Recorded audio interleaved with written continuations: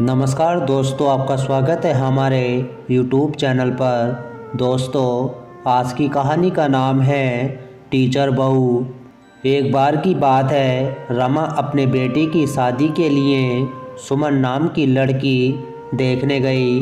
सुमन के घर पहुंचकर उनको पता चला कि वह बच्चों को ट्यूशन भी पढ़ाती है।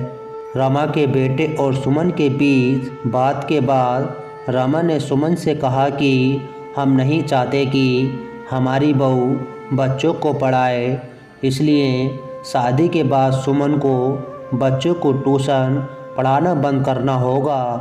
सुमन इस बात पर सहमत हो गई।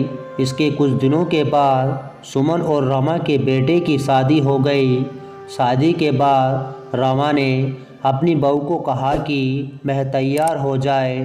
शाम को पड़ोस की औरतें उसको देखने के लिए आने वाली है। सुमन तैयार हो गई, जिसके बाद पड़ोस की औरतें सुमन को देखने के लिए आ गईं। वह सुमन को देखकर रमा से बोली कि तेरी बहू तो बहुत ही सुंदर है। एक औरत ने पूछा, क्या ये नौकरी भी करती है? रमा ने बताया कि शादी से पहले वह बच्चों को ट्यूशन पढ़ाती थी, लेकिन उसको ये अब पसंद नहीं है। उसका बेटा अच्छा कमाता है, इसलिए उसको काम करने की ज़रूरत नहीं है। इस पर पड़ोस की औरत ने कहा कि मेरी बहू भी तो कंपनी में काम करती है। उसने रमा को कहा कि उसको भी अपनी बहू को काम करना देना चाहिए। कुछ दिन बाद रमा का छोटा बेटा हरीश अपने एग्ज़ाम में फ़ेल हो गया।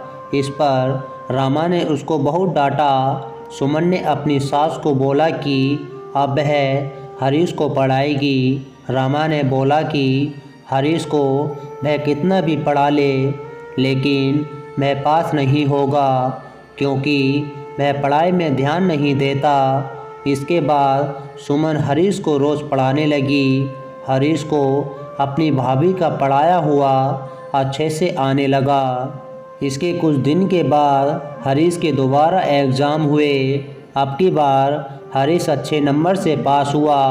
उसने ये बात अपनी माँ को बताई। इस पर रमा ने अपनी बहू सुमन की बहुत ही तारीफ़ की। उसकी वजह से हरीश आज एग्ज़ाम में पास हो गया।